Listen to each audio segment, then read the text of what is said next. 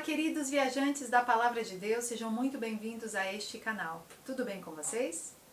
Para vocês que ainda não me conhecem, eu me chamo Mari Garcia e se você ainda não está inscrito aqui, este é o momento que você pode se inscrever, ativa o sininho para que o YouTube te avise toda vez que eu postar um vídeo novo por aqui.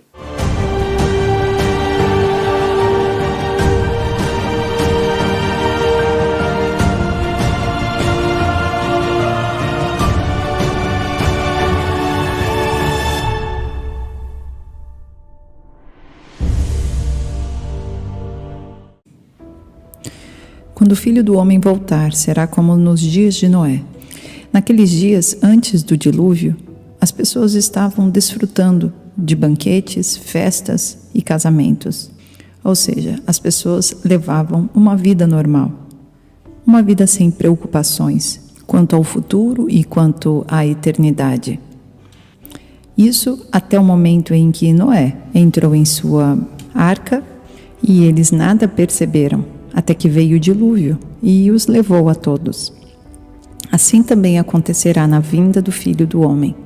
2 homens estarão no campo, um será levado e o outro deixado. 2 mulheres estarão trabalhando no moinho, uma será levada e a outra deixada. Portanto, vigiem, porque vocês não sabem em que dia virá o seu Senhor. Mas entendam isso, se o dono da casa soubesse a que hora da noite o ladrão viria, ele ficaria de guarda e não deixaria que a sua casa fosse arrombada. Assim, vocês também precisam estar preparados, porque o Filho do Homem virá, numa hora em que vocês menos esperam. Quem é, pois, o servo fiel e sensato, a quem seu senhor encarrega dos demais servos de sua casa, para lhe dar alimento no tempo devido? Feliz o servo que o seu senhor encontrar, fazendo assim quando voltar. Garanto que ele o encarregará de todos os seus bens. Mas suponham que este servo seja mau e diga a si mesmo: meu senhor está demorando. E então comece a bater em seus conservos e a comer e a beber com os beberrões. O senhor daquele servo virá num dia em que ele não espera e numa hora que não sabe. Ele o punirá severamente e lhe dará lugar com os hipócritas, onde haverá choro e ranger de dentes. Se continuarmos a ler esta passagem bíblica, no restante do sermão de Jesus, ele continua com 3 parábolas. A parábola das 10 virgens, onde 5 virgens foram prudentes e tinham azeite para o tempo da chegada do noivo. Então, por conta disso, elas podiam acender suas lamparinas e irem ao encontro dele. Enquanto as outras 5 virgens imprudentes não tinham esse azeite e tiveram que ir comprar o azeite no momento em que o noivo já tinha chamado as virgens. Então, elas ficam para trás e quando elas batem na porta, já é tarde para que elas possam entrar e ceiar com o noivo nas bodas do Cordeiro. A outra parábola é a parábola dos talentos, onde a um ele dá 5 talentos, a outro ele dá 2 e a outro ele dá 1, cada um de acordo com a sua capacidade. Em seguida ele parte e quando ele volta, ele pergunta o que cada um deles tinha feito com os seus talentos. E então o que tinha 5 ganhou mais 5, o que tinha 2 ganhou mais 2, mas aquele que tinha 1 disse assim: eu sabia que o Senhor é um homem severo, que colhe onde não plantou e junta onde não semeou. Por isso tive medo, saí e escondi o seu talento no chão. Veja, aqui está o que pertence ao Senhor. E o seu mestre não gostou disso, pelo contrário, queria que ele tivesse multiplicado esse talento que ele tinha ganho, assim como os demais. Então, por conta disso, é retirado esse talento dele e entregue àquele que tinha mais talentos. E no final diz assim: e lancem fora o servo inútil nas trevas, onde haverá choro e ranger de dentes. Aqui é uma interessante analogia para todo aquele que recebe de Deus tudo que nós temos aqui na vida e não fazemos nada em prol do Senhor, em prol do reino de Deus. Pelo contrário, guardamos isso para nós, guardamos isso para o nosso egoísmo, ao invés de seguirmos os princípios, os propósitos de Deus e fazermos aquilo para o qual Ele nos confiou aqui na terra. E a última não é bem uma parábola, mas é uma analogia de ovelhas e cabras, e ele termina dividindo as nações, dizendo: O porquê que ele divide os que vão para a esquerda são aqueles que ignoram a Cristo e, além disso, perseguem e vão contra também os cristãos e todo o povo de Deus aqui na terra. Mas para as pessoas à direita, ele diz que você viu Cristo em meus irmãos, e na medida que você fez isso para os irmãos, você fez isso diretamente para Cristo. Mateus 25, no versículo 40, diz assim: o rei responderá: digo a verdade, o que vocês fizeram a algum dos meus menores irmãos, a mim o fizeram. E aqui existe uma conotação quando ele fala menores irmãos, ou seja, são pessoas que estão abaixo do rei, ou seja, abaixo de Cristo, mas que são seguidores. Irmãos aqui são pessoas que estão do lado de Deus.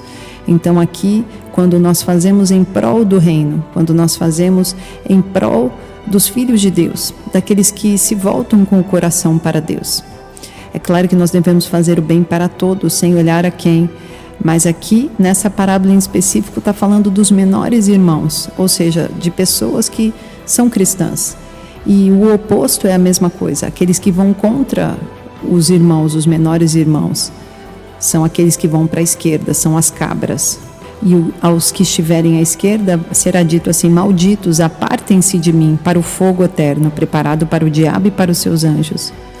E aí justamente, tudo o que ele precisou: eu tive fome e vocês não me deram de comer, tive sede e nada me deram para beber, fui estrangeiro e vocês não me acolheram, necessitei de roupas e vocês não me vestiram, estive enfermo e preso e vocês não me visitaram.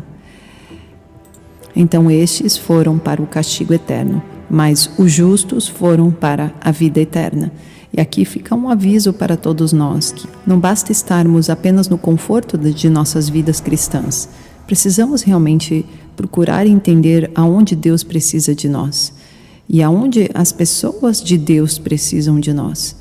E isso é muito importante nesse tempo do fim, pois precisaremos de alianças que são formadas pelo poder de Deus. E essas alianças muitas vezes são formadas quando você se prontifica a ajudar em comunidades, em igrejas, em células, em internet, em locais que você se prontifica para ajudar. E aqui é importante ressaltar que o céu não vai ser encontrado por pessoas que fazem só filantropia. Não é disso que nós estamos falando aqui. Nós estamos falando sobre um coração voltado para o reino. E uma característica que permeia em todas essas 3 parábolas, tanto a da casa, quanto a das virgens, quanto a dos talentos, é que em todas elas o mestre, o rei, o chefe da casa, ele demorou um tempo para voltar, ele se ausentou.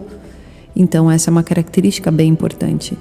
Então durante este tempo que infelizmente nós não sabemos ainda exato, mas nós podemos ver através de sinais dos tempos, então a palavra de Deus nos mostra muitos sinais que têm evoluído para que possamos abrir os nossos olhos e entender que o tempo das dores tem se intensificado, as contrações têm se intensificado e este tempo está se cumprindo. Qual tempo? O tempo em que o noivo se ausentou da sua noiva. E qual o centro dessas 3 parábolas que nós estamos falando aqui? Em todas elas é importante o que o povo de Deus tem feito na ausência do seu rei, na ausência de Cristo Jesus, na ausência do noivo, pois temos que estar o tempo todo, mesmo não sendo observados de perto, entendendo que Deus vê tudo em todos os lugares. E não é porque nós estamos sozinhos aqui neste mundo, fisicamente, muitas vezes, é que espiritualmente Deus não tem nos observado. Nossa vida passa como um filme para Deus. Portanto, temos que estar o tempo todo preparados, assim como essas 3 parábolas têm ensinado a nós. E uma das tarefas da igreja, do povo de Deus, igreja espiritual, que precisa se cumprir antes da volta de Cristo, é o evangelho do reino ser pregado em todo o mundo, como testemunho às nações. E então, após isso, virá o fim. Então, o evangelho precisa ser pregado nos 4 cantos, em todas as línguas, para todos os povos e para todas as tribos e nações.